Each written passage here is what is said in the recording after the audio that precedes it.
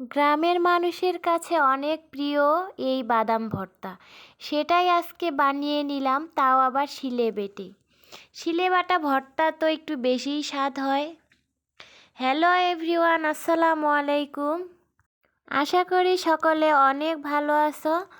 আলহামদুলিল্লাহ, আমিও ভালো আছি। চলে আসলাম আজকে আবারও একটি নতুন ভিডিও নিয়ে। আজকে আমি ভিডিওটি শুরু করলাম আমাদের গ্রামের উপর দিয়ে বয়ে যাওয়া নদীটির পাশ থেকে।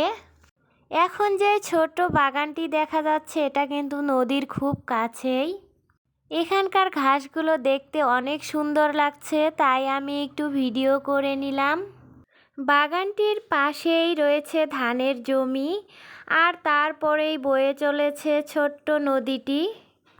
এই জমিতেই কিন্তু আমরা ধান লাগিয়েছিলাম, এখন আর ধান জমিতে নেই, আমরা কেটে বাসায় তুলেছি। এই বাগানের বেশিরভাগ গাছই আপনাদের ভাইয়া নিজের হাতে লাগিয়েছে, আর বাকিগুলো লোক দিয়ে লাগানো হয়েছিল।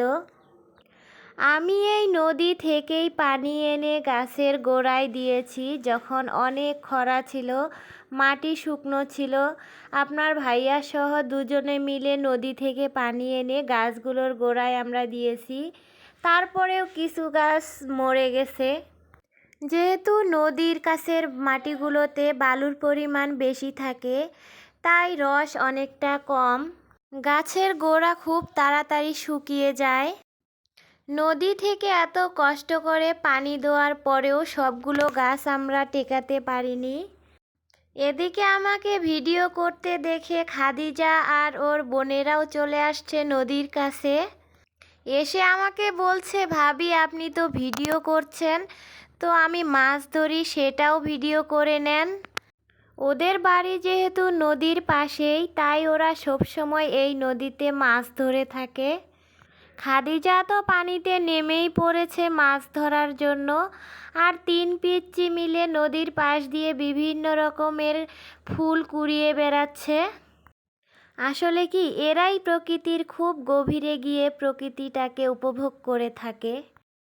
প্রকৃতির রং মেখেই এরা দিনে দিনে বড় হচ্ছে। ওদিকে তো খাদিজা আমাকে জোরে জোরে ডাকা শুরু করে দিয়েছে যে, ভাবি আমি একটা চিংড়ি মাছ পেয়েছি।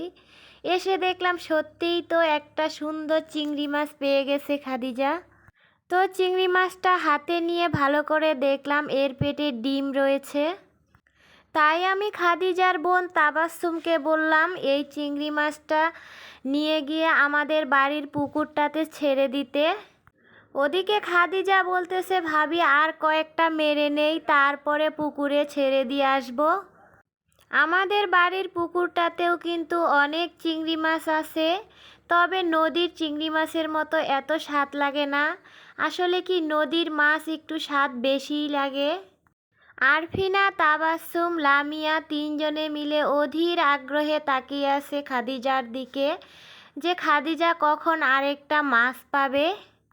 খাদিজার ভিতরে মাছ ধরার নেশাটা একটু বেশি, কারণ হচ্ছে আমি যখনই নদীর এদিকে আসি দেখব খাদিজা নদীতে জাল নিয়ে মাছ ধরার চেষ্টা করছে। এদিকে বলতে বলতেই খাদিজা আরেকটা চিংড়ি মাছ পেয়ে গেছে। তো ভালো করে দেখলাম এই চিংড়িটার পেটেও ডিম আছে। আর চিংড়ি মাছ কিন্তু একটা থেকেই অনেকগুলো হয়, কারণ অনেকগুলো করে বাচ্চা দেয় এই চিংড়ি। এদের পেটে একসাথে অনেক ডিম থাকে।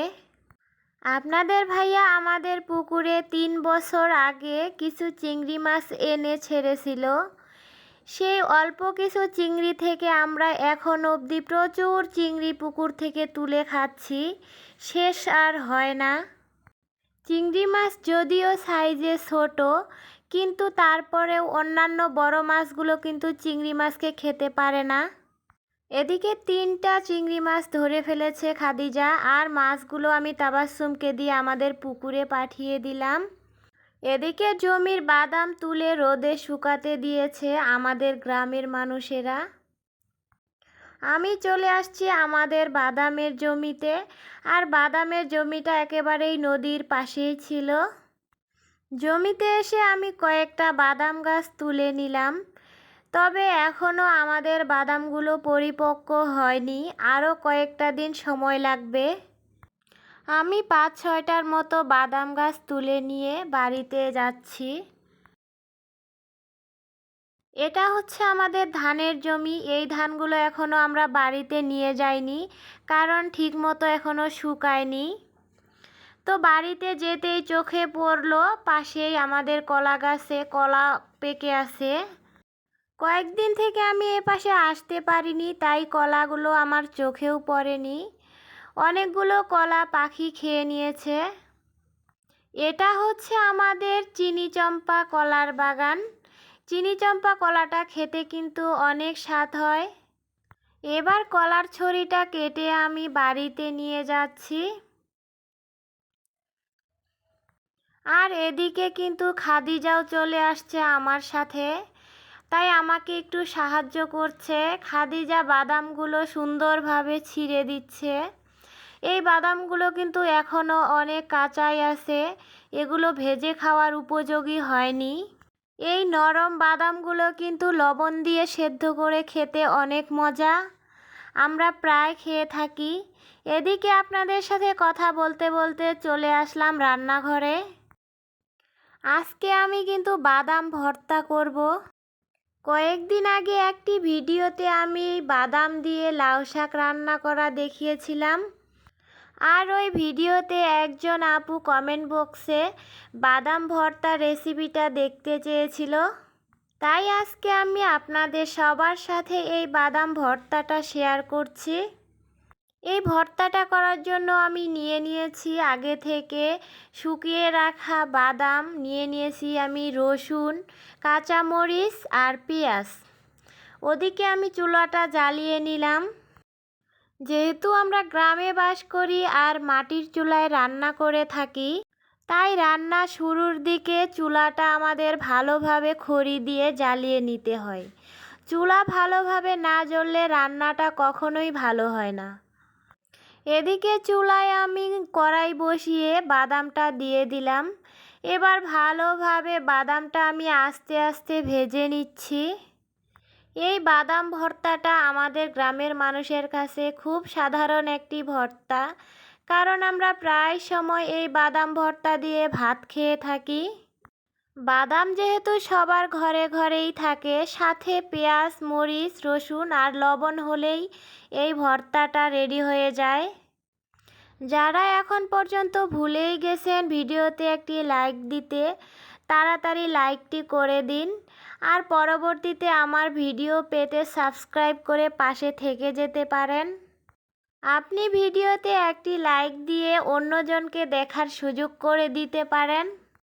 এদিকে বাদামগুলো ভাজার পরে আমি কড়াইয়ে অল্প পরিমাণ তেল দিয়ে তাতে রসুন, পেঁয়াজ, মরিচ দিয়ে সুন্দরভাবে ভেজে নিচ্ছি। তেলের পরিমাণ খুব কম দিতে হবে, কারণ বাদামে কিন্তু প্রচুর পরিমাণে তেল থাকে। শিলে বাটার সময় কিন্তু বাদাম থেকে এমনিতেই তেল বের হয়। এদিকে আমি বাদামের উপরের ছালগুলো হাত দিয়ে ঘষে পরিষ্কার করে নিয়ে নিলাম। সুন্দরভাবে পরিষ্কার হয়ে গেলে এখন আমি শিলে এই বাদামগুলো বেটে নিব। শিলটা কিন্তু অবশ্যই শুকনো রাখতে হবে, কারণ ভেজা ভেজা থাকলে বাদামটা কখনোই ঠিকমতো বাটা হবে না। আর ঠিকমতো বাটা না হলে ভর্তাটা মোটেও ভালো লাগবে না। বাদামগুলো আমার বাটা হয়ে গেছে। এবার সবগুলো বাদাম বাটা নিয়ে আমি একটা বাটিতে রেখে দিব। এরপর শিলে পেঁয়াজ, রসুন, মরিচ দিয়ে দিলাম।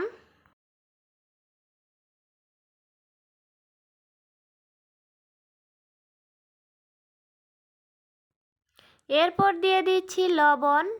আর পেঁয়াজ, রসুন, মরিচের সাথে লবণটা না দিলে কিন্তু এগুলোও ভালোভাবে বাটা হবে না, তাই এগুলোর সাথে অবশ্যই লবণ দিয়ে বাটতে হবে। সব কিছু আমি ভালোভাবে বেটে নিলাম। এরপর আগে বেটে রাখা বাদামগুলোর সাথে ভালোভাবে মাখিয়ে নিব। অনেকে এই বাদাম ভর্তার সাথে ধনিয়া পাতা দিয়ে থাকে, অনেকে আবার চিংড়ি মাছের শুটকি দেয়। ওসবের চেয়ে আমি কিন্তু এভাবে ভর্তা করে খেতে বেশি পছন্দ করি। চিংড়ি মাছের শুটকি ভর্তাটাও কিন্তু আমার কাছে অনেক ভালো লাগে, কিন্তু বাদামের সাথে না, এককভাবে। এদিকে আপনাদের সাথে কথা বলতে বলতে বাদাম ভর্তা একেবারে রেডি হয়ে গেল। অনেক সুন্দর হয়েছে ভর্তাটা, দেখতেও যেমন খেতেও কিন্তু অসাধারণ। এভাবেই আমরা গ্রামের মানুষ মজা করে ভর্তা বানিয়ে খাই। আমাদের এই গ্রামের সাধারণ ভর্তাটি যদি আপনাদের কাছে ভালো লেগে থাকে, আপনারাও বাসায় ট্রাই করতে পারেন। সাথে কমেন্ট বক্সে মতামত জানিয়েও দিতে পারেন। এতক্ষণ থেকে আমার ভিডিওর সাথে থাকার জন্য অনেক অনেক ধন্যবাদ। খোদা হাফেজ।